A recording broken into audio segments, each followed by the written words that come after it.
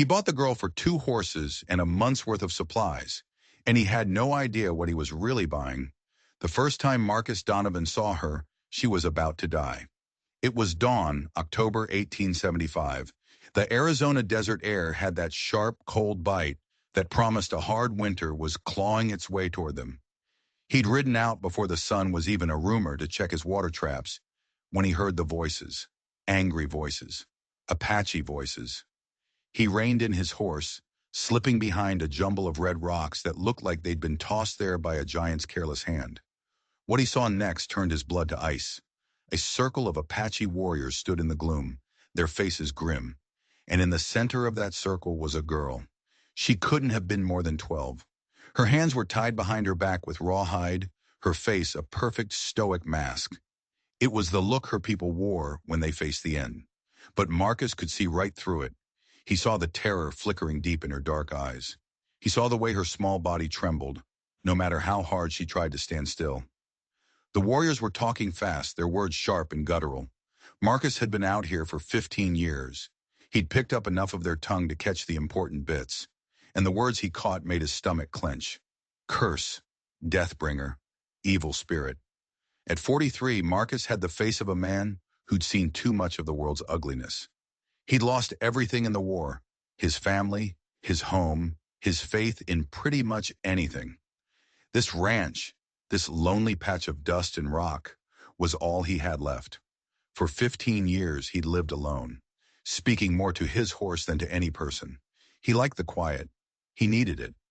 But watching this child face down a dozen grown men, something inside him, something he thought had died and been buried long ago, stirred. The leader, a man Marcus recognized as Standing Bear, raised a heavy stone axe over the girl's head. The others began to chant, a low, rhythmic sound that was older than the hills around them. Marcus made his decision in a heartbeat. The crack of his Winchester rifle shattered the morning silence. The bullet kicked up dust just inches from Standing Bear's feet. Every warrior spun around, weapons suddenly in their hands. Marcus had already moved, using the rocks for cover. "That's far enough," he called out in Spanish. He knew they understood it better than English. His voice was steady, the voice of a man who knew how to command. Standing Bear's eyes narrowed. "White man," he snarled, "this is not your concern. Go, before you join the cursed one in death." Marcus didn't flinch. He guided his horse out from behind the rocks, his rifle held ready, but not aimed to kill. "The girl interests me," he said, his voice calm. "Name your price." The Apache leader looked at him like he was insane. "You do not understand. This one, she brings death wherever she walks. She is a shadow that kills the light." Marcus glanced at the girl. She was watching him now, her eyes wide, intelligent, and far too old for her face. Whatever she'd done, she was still just a kid. "Then selling her to me solves your problem," Marcus said. "I need help on my ranch. You need her gone. We both get what we want." Standing Bear argued with his men. Marcus could hear the anger, the confusion. Some wanted to kill him right there. But others seemed to like the idea of getting rid of their problem without more bloodshed. Finally, Standing Bear turned back. "You would take the Deathbringer into your home? I'll take the risk."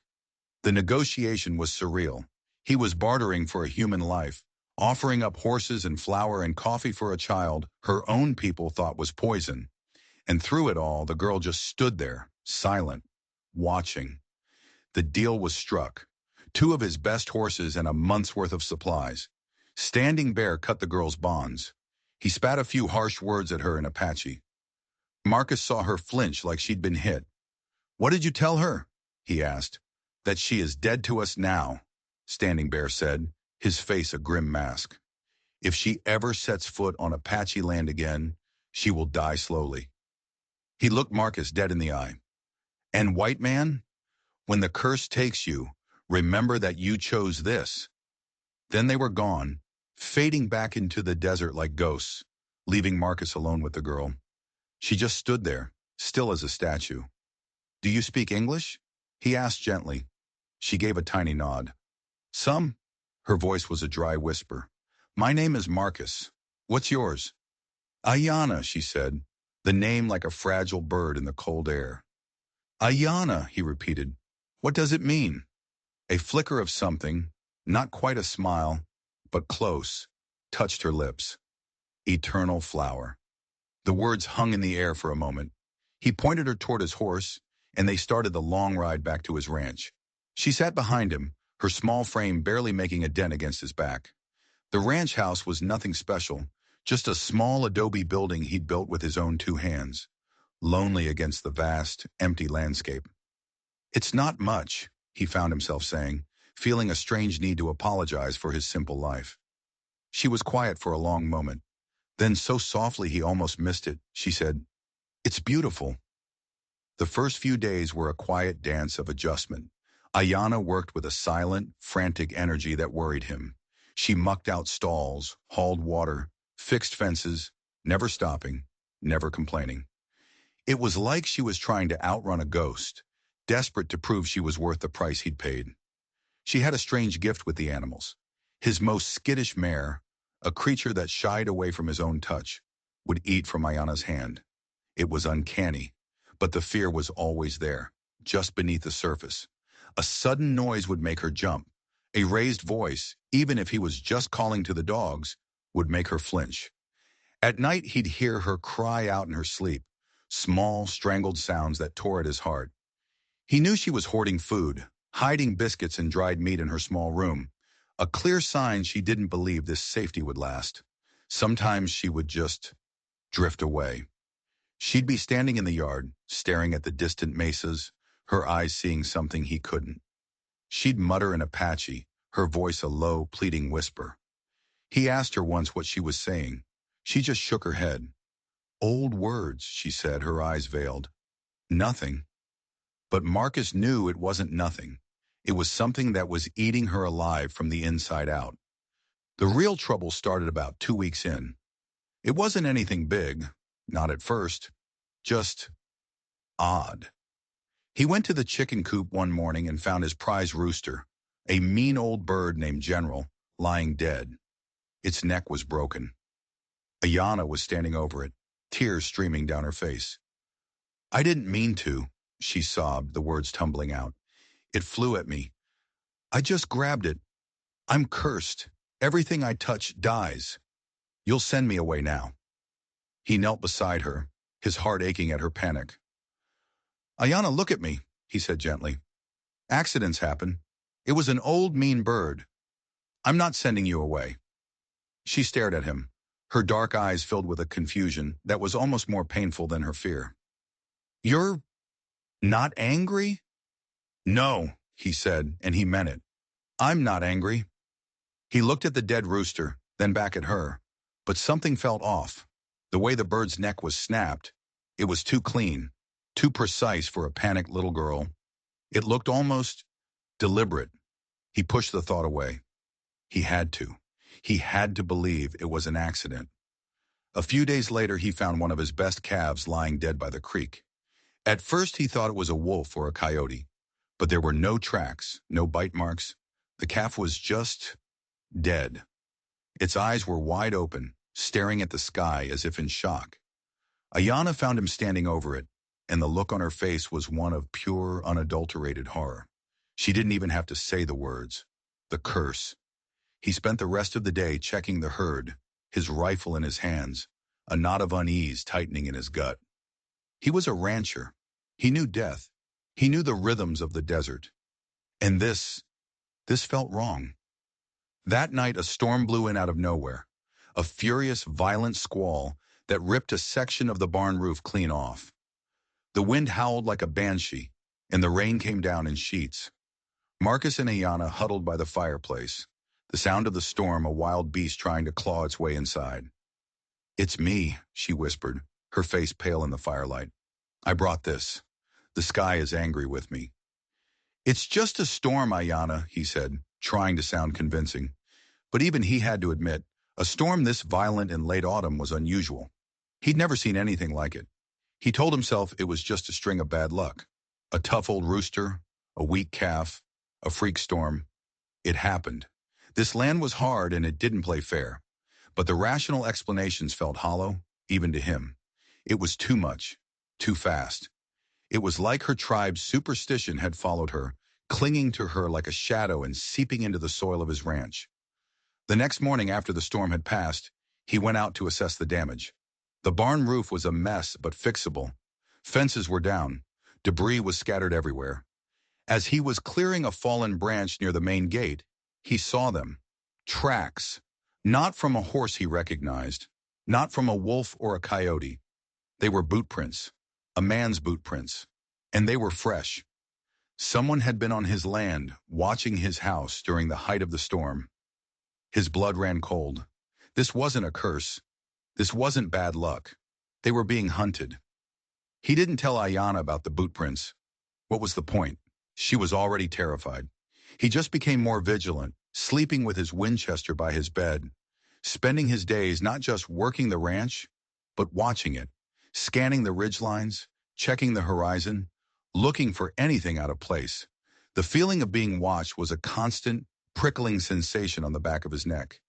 He tried to get more information out of Ayanna, but it was like trying to catch smoke. He'd ask her about her family, about the sickness that had taken them.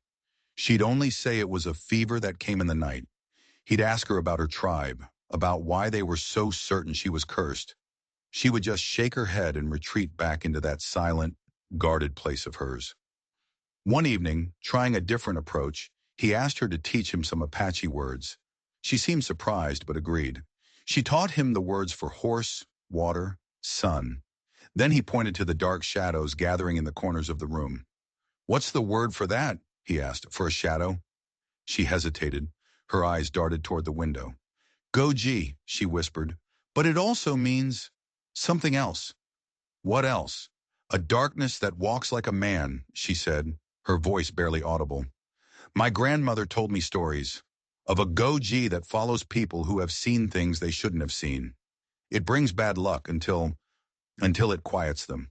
A chill went down his spine. "It's just a story, Ayanna." "Yes," she said, but her eyes told him she didn't believe it for a second. The next week was quiet, deceptively so. The sun shone, the animals were fine, and for a little while Marcus almost let himself believe he'd imagined the tracks, that the tension was all in his head. Ayanna even started to smile a little, telling him one of her grandmother's stories about Coyote the Trickster. For a few days they were just a man and a girl building a life.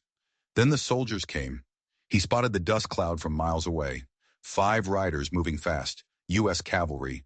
His heart hammered against his ribs. He drilled Ayanna on what to do. "Strangers," he said, his voice low and urgent. "Go. Now." She didn't hesitate. She scrambled down the trapdoor to the root cellar beneath the kitchen floor, pulling it shut behind her just as the riders crested the ridge. Marcus walked out onto the porch, wiping his hands on his pants, trying to look like a simple rancher with nothing to hide.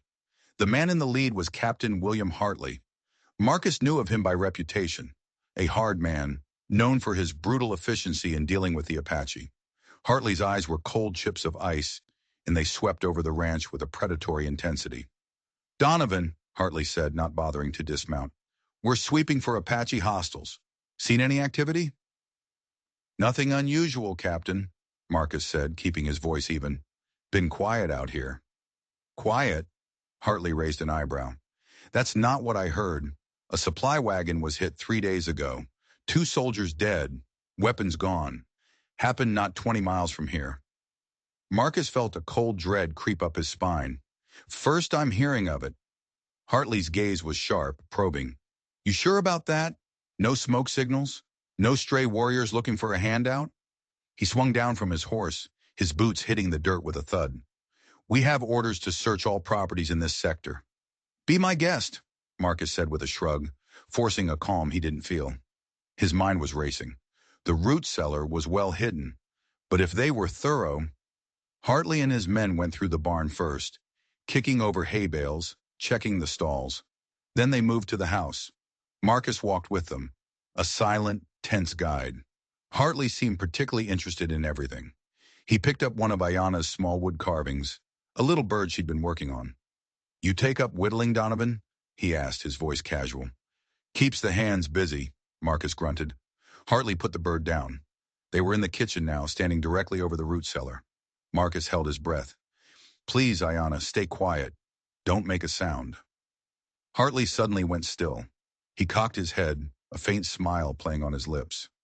"You know, Donovan," he said, his voice dangerously soft. "Adobe houses are funny things. The way sound travels." He took a slow step toward the center of the room. He stomped his boot on the floorboards once. The sound echoed in the small space, and from below there was a tiny, involuntary gasp. It was barely a sound at all, but in the dead silence of the kitchen, it was as loud as a gunshot. Hartley's smile widened into a grin. It was a terrible sight. He didn't look surprised. He looked triumphant, like he'd known she was there all along. He drew his pistol. "Well, well," he said, pointing the gun at the floor. "Looks like we found our hostile." He looked at Marcus, his eyes glinting with cold satisfaction. "This isn't just a random sweep, Donovan. We've been looking for a very specific little bird. A little bird with a crescent-shaped scar on her left hand. Seen anyone like that?" Marcus's world tilted on its axis. He thought back to a few nights ago when he'd been treating a small cut on Ayana's hand. He'd seen it then, a faint, silvery crescent moon, scarred into the skin just below her thumb. This wasn't about a supply wagon. It was never about a supply wagon. Hartley had been hunting her. "Open it," Hartley commanded, gesturing with his pistol. Marcus felt a rage so pure and hot it almost blinded him. All the pieces clicked into place with sickening clarity. The dead calf, the tracks. Hartley wasn't sweeping. He was closing a net. And Marcus's ranch was the final trap. "She's just a child," Marcus said, his voice a low growl. He stepped between Hartley and the trapdoor. "That child is a witness," Hartley sneered, "and I have a sworn duty to bring her in for questioning about the murder of 2 United States soldiers." "You're lying," Marcus said. "This is about something else." Hartley's eyes narrowed. "Step aside, Donovan. This is your last warning. Harboring a fugitive, an enemy combatant, that makes you a traitor." Marcus didn't move. He calculated the odds. Him against Hartley and the 4 soldiers waiting outside. It was impossible, suicidal. But the thought of letting them take Ayana, that was worse. From beneath the floor, Ayana's voice, small and trembling, called out, "I will come up. Do not hurt him." "Wise girl," Hartley said. He motioned for Marcus to open the door. Defeated, Marcus bent down and lifted the heavy wooden door. Ayana climbed out, her face pale but her expression defiant. She stood tall, refusing to show the fear that must have been consuming her. Hartley grabbed her arm, his fingers digging into her skin. He turned her left hand over, his thumb tracing the small crescent scar. "There you are," he whispered, a chilling intimacy in his voice. "Thought you could run forever, didn't you?" "Sergeant!" Hartley yelled. 2 of his men stormed into the kitchen. "Secure the prisoner."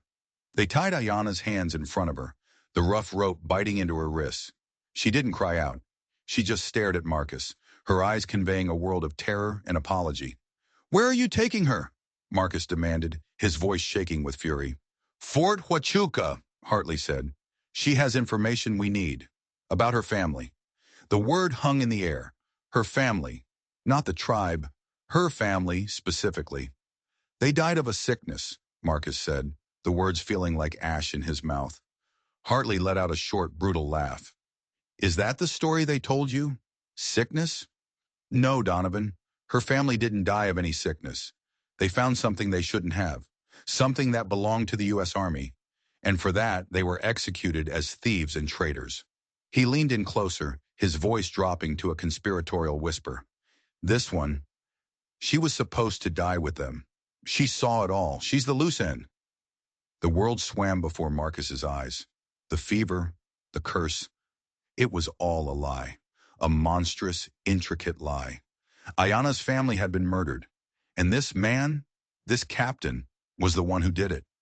The curse was just a story, a convenient way to explain away the deaths and get rid of the only witness. The tribe, terrified of Hartley and his soldiers, had played along, exiling a child to save themselves. Standing Bear hadn't been sentencing her to death. He had been trying in his own brutal way to save her life by casting her out. It was a truth so horrible, so much worse than any superstition, that it stole the breath from his lungs. "You won't get away with this," Marcus choked out. "I already have," Hartley said with a smug grin. She's an Apache hostile implicated in the murder of my men. Her testimony, if she even lives to give it, is worthless. And you, my friend, are an accomplice." He turned to his men. "Take her." As they dragged Ayanna toward the door, she looked back at Marcus one last time. Her lips moved, forming a single Apache word, a word he didn't know. Then she was gone. Hartley lingered for a moment. He walked over to Marcus, so close Marcus could smell the stale tobacco on his breath. "Don't do anything stupid, rancher. She's gone. Forget you ever saw her. It's the only way you'll live to see another winter." Then without another word, he turned and walked out. Marcus stood there, listening to the sound of the horses riding away, the sound of his whole world being ripped apart. He was alone again, in the crushing silence of his small house. But the silence wasn't peaceful anymore. It was filled with the ghost of a child's terror and the stench of a government-sanctioned murder. For a moment, he was paralyzed by rage and despair. But then he looked down and saw the small wooden bird Ayanna had been carving, lying on the table where Hartley had dropped it. He picked it up. It was unfinished, but he could see the life she had been coaxing from the wood. Hartley was wrong. He wasn't going to forget. He wasn't going to survive. He was going to get her back, or die trying. He didn't waste time on grief. Grief was a luxury he couldn't afford. He moved with a cold, clear purpose he hadn't felt since the war. Fort Huachuca was a 3-day ride. Hartley had a head start, but he would be moving at a standard patrol pace. Marcus would be moving like a bat out of hell. He packed light, jerky, a canteen, ammunition. Lots of ammunition. He saddled his fastest horse, the one he'd kept back from the trade with Standing Bear. As he was about to ride out, a thought struck him. A wild, desperate idea. He wasn't going to the fort alone. He rode north, not south. He pushed his horse hard, riding into the Apache lands he'd been warned against. He was gambling that Standing Bear was a man of honor, not just a man of fear. He was gambling that the Apache leader hated Hartley and what he represented even more than he feared him. He found their camp after a day of hard tracking. He rode in slow, his hands held high and empty, his rifle in its scabbard. Warriors surrounded him in an instant, their faces hard, their weapons ready. He didn't have to say anything. Standing Bear emerged from the largest wickiup, his expression unreadable. "You are a fool to come here, white man," Standing Bear said. "Hartley has her," Marcus said, cutting straight to the point. He lied. It was never about a curse. Her family was murdered. By him. She was a witness. He saw a flicker of something in Standing Bear's eyes. Not surprise. Something else. Guilt. "We knew," Standing Bear said, his voice heavy. "We did not know the details. Only that the shadow that followed her was a white soldier, Hartley.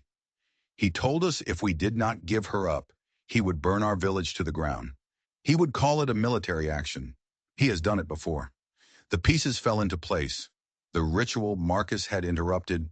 It wasn't an execution. It was a sham. A piece of theater meant for any of Hartley's scouts who might be watching. A way to publicly disown Ayanna, to sever the tribe's connection to her, so Hartley would have no excuse to retaliate against them. They were trying to save her by making her an outcast. "He's taking her to Fort Huachuca," Marcus said. "He'll kill her. He has to. She's the only one who can prove what he did." "That is a fortress," Standing Bear said. "You cannot get in." "I can," Marcus said, "but I can't get her out alone. I need help. You owe her this. You owe it to her family." The warrior's face was a mask of stone. He was weighing the lives of his people against the life of one child. "Helping you will bring the wrath of the entire U.S. Army down on us." "Hartley is the wrath," Marcus shot back. "He will keep killing your people, one family at a time, taking what he wants, and no one will ever stop him because he wears a blue uniform. But if we stop him now, if we can prove what he is, we can end it." Standing Bear was silent for a long time. He looked at the faces of his warriors. He looked at the endless desert sky. Then he looked back at Marcus, and his eyes were like flint. "The spirits say it is a bad day to die," Standing Bear said, "but it is a good day for justice." He turned to his men. "4 warriors will ride with the white man. We will bring back the daughter of our tribe, or we will die in the white man's fort. An alliance was forged in the dust in the dying light. A lone rancher and 5 Apache warriors, riding south to wage war on the United States Army. It was madness, and it was their only hope. They rode through the night, a strange and silent company. Marcus, the ex-Confederate soldier, and the Apache warriors who had likely fought against men just like him for years. But they were united now by a single purpose. Their enemy wasn't a flag or a race. It was one man and the evil he represented. Standing Bear was a master of the land. He led them through hidden canyons and dry riverbeds, a route that cut a full day off the ride to the fort. They moved like ghosts, their horses' hooves wrapped in cloth to muffle the sound. By the second night, they were perched on a ridge overlooking Fort Huachuca. It was just as Marcus remembered, a walled compound, guards on patrol, lamplight spilling from the windows of the barracks. The jail was a squat stone building in the center of it all. Getting in was one thing, but getting out with Ayanna, with the whole garrison on high alert, seemed impossible. The diversion must be loud, Standing Bear said, his eyes scanning the layout. It must pull every soldier from the center of the fort. The stables, Marcus said immediately, on the far side. They're filled with hay. They'll go up like a torch. And the horses, one of the warriors, a young man named Kale, added, if we set the horses loose, they will create more chaos. The plan was simple, desperate, and deadly. 2 warriors would circle around to the stables. At the signal, the cry of a hunting owl, they would set the fire and stampede the horses. In the ensuing chaos, Marcus, Standing Bear, and Kale would go over the wall, get to the jail, and free Ayanna. The other 2 warriors would be waiting with their horses in a hidden ravine. It was a suicide mission, everyone knew it, but no one wavered. As they waited for the dead of night, Marcus felt a strange sense of peace. He was terrified, more terrified than he'd ever been in his life. But for the first time in 15 years, he wasn't just surviving. He was fighting for something, for someone. The owl cried out, a lonely, haunting sound that echoed across the desert. Moments later, a flicker of orange appeared on the far side of the fort. It grew with terrifying speed, blooming into a raging inferno. Shouts erupted from the barracks. Bells began to clang. The chaos had begun. Now, Standing Bear grunted. They moved as one, sprinting for the wall. Using a rope, they scaled the wooden palisade and dropped into the shadows inside. The fort was in an uproar. Soldiers were running everywhere, all of them heading toward the fire. The center of the compound, just as they'd hoped, was almost deserted. They reached the jail. The door was thick oak with a heavy iron lock. Marcus pulled out the tools he'd brought, skills from a misspent youth he'd never thought he'd need again. His hands were shaking, but his focus was absolute. Behind him, Standing Bear and Kale stood guard, their knives drawn, their eyes scanning the chaos. The lock clicked. They burst inside. A single guard sat at a desk, startled. Before he could even yell, Kale was on him, a hand clamped over his mouth, a knife at his throat. The guard's eyes went wide with terror, and he sagged into unconsciousness. Ayanna! Marcus called out, his voice a harsh whisper. There were 3 cells. He peered into the first 2, empty, his heart seized with panic. What if she wasn't here? What if Hartley had already moved her? Then he heard it, a small, weak voice from the last cell. Marcus? She was there, chained to the wall, pale and bruised, but alive. He shot the lock on her cell door with his pistol, the sound deafening in the small building. He rushed in, his hands fumbling with the heavy manacles on her wrists. I told you, she whispered, her voice cracking. I told you I bring death. You brought me, he said, finally getting the chains loose. Now let's go. They burst back out into the pandemonium of the fort yard. The fire was raging now, casting wild, dancing shadows everywhere. They were halfway to the wall when a voice cut through the noise. Donovan!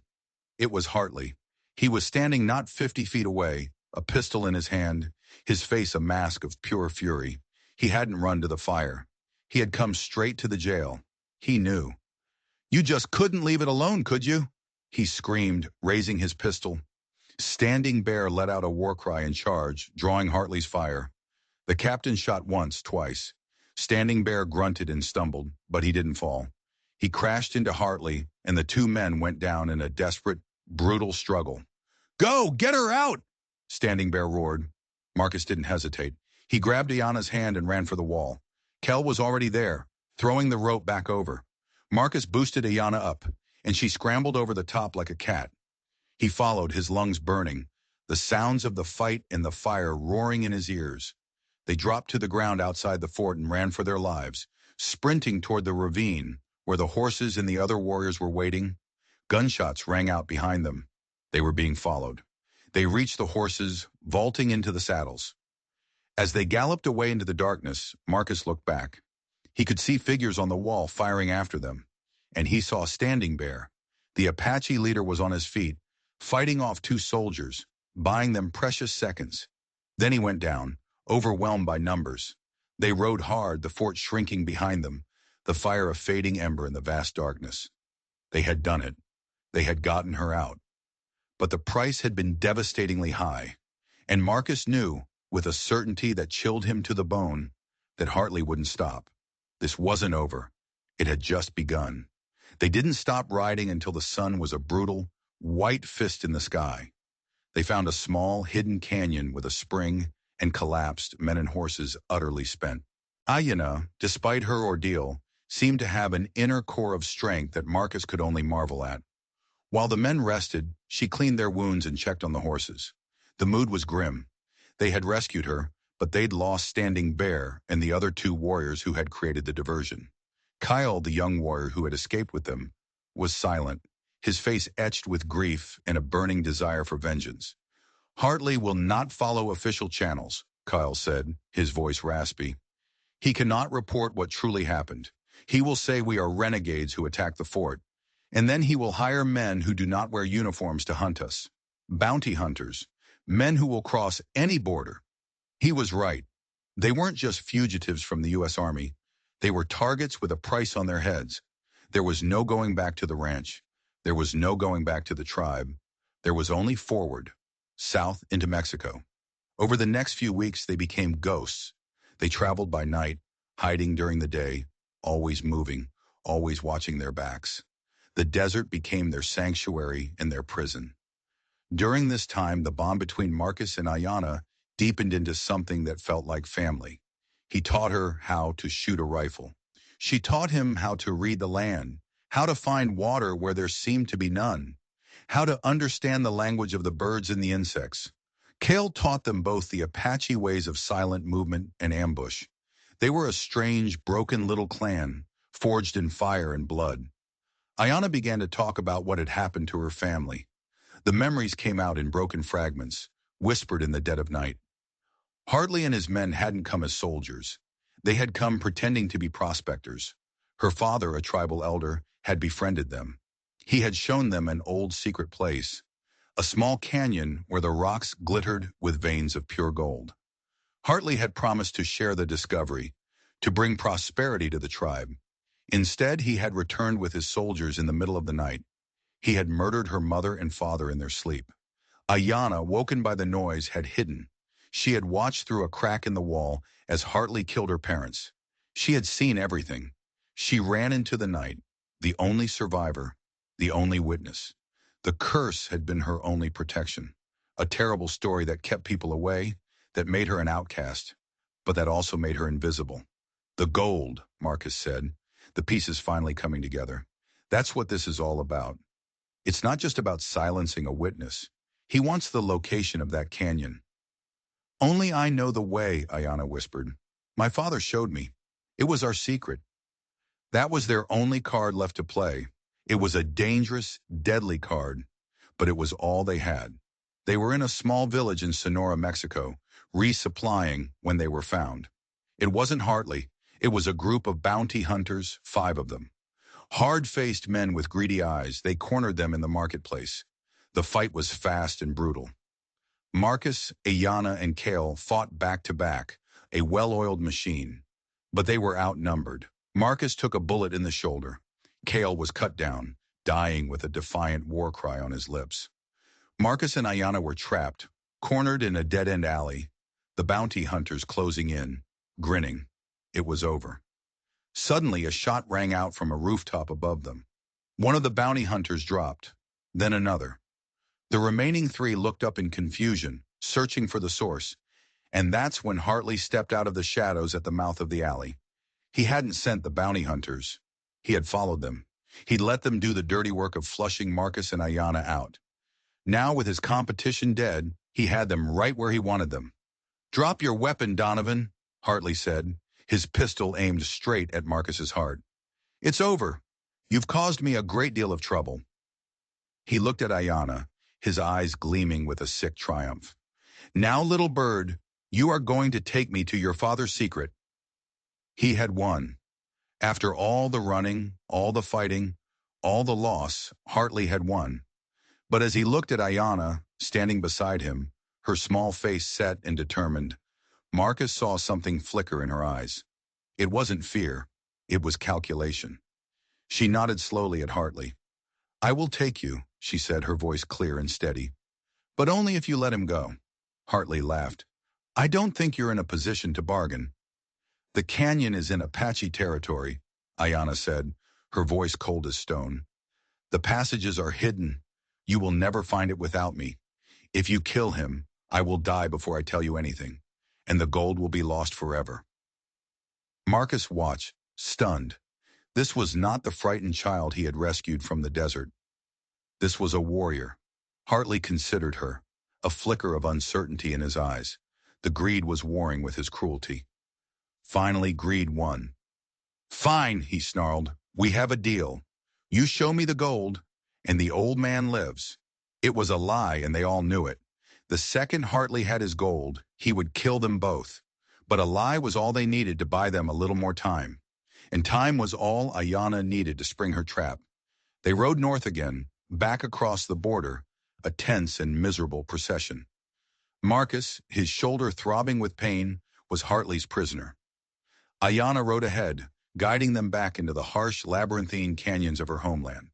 Hartley had two of his most loyal men with him, corporals who were clearly in on his scheme.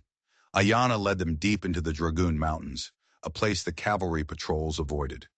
It was sacred ground to the Apache, a maze of narrow passes, sheer cliffs, and hidden caves.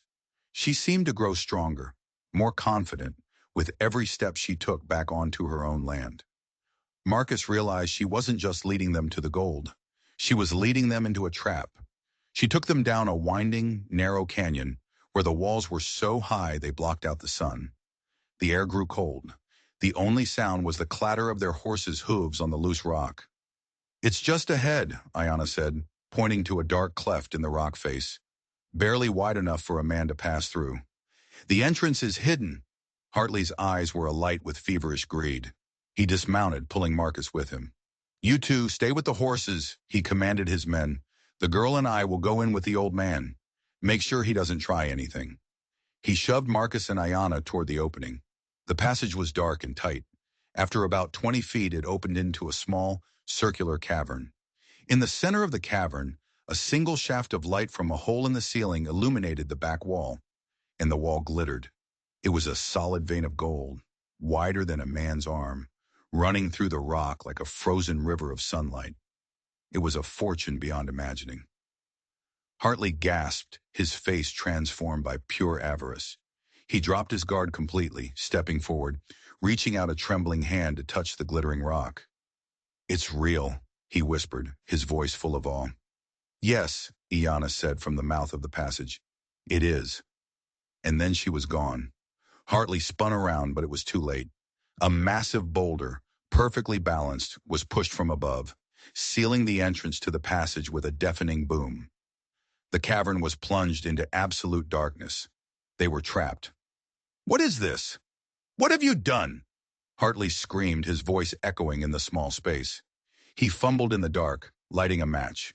In the flickering light, his face was a mask of panic and rage.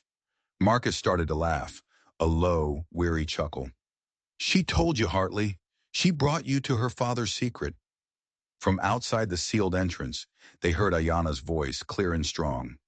"This is not a mine, soldier. This is a tomb. My father told me the story. The gold is cursed. It brings a sickness of the soul to any who touch it. He brought you here to show you its beauty, hoping you would be a man of honor. Instead, you showed him your greed." Hartley fired his pistol at the boulder, the shot ricocheting wildly around the cavern. It was useless. The rock was immense. "You'll die in there with him," Hartley shrieked. "He is not the one who is cursed," Iana's voice replied, already sounding further away. "He is the one who broke the curse. Goodbye, Captain." Then there was only silence. In the dark, Marcus and Hartley faced each other. Hartley still had his gun. Marcus had nothing but his wits and a burning desire to see this through. "It doesn't matter," Hartley hissed, the match burning his fingers, forcing him to light another. "They'll find me. My men are outside. They'll dig me out." "You think she doesn't have a plan for them?" Marcus said. He could hear it now. A faint sound from outside. The sound of arrows whistling through the air. The surprised cries of Hartley's men. Then silence again. Hartley's face crumpled in the dim light. He was alone. Trapped. He raised his pistol, aiming it at Marcus. "You," he spat. "This is all your fault." But Marcus had spent the last minute not just talking, but feeling along the cavern wall in the dark. His fingers found what he was looking for. A loose section of rock, just above a fissure that Iana had described to him in their whispers on the trail. It was another way out. A tight squeeze, but a way out. He braced himself. Just as Hartley fired, Marcus kicked the loose rock with all his might. The shot went wide, and a cascade of stones and dust rained down from the ceiling. The single shaft of light from above was snuffed out as the roof collapsed. The cavern was plunged into a darkness more complete than anything Marcus had ever known.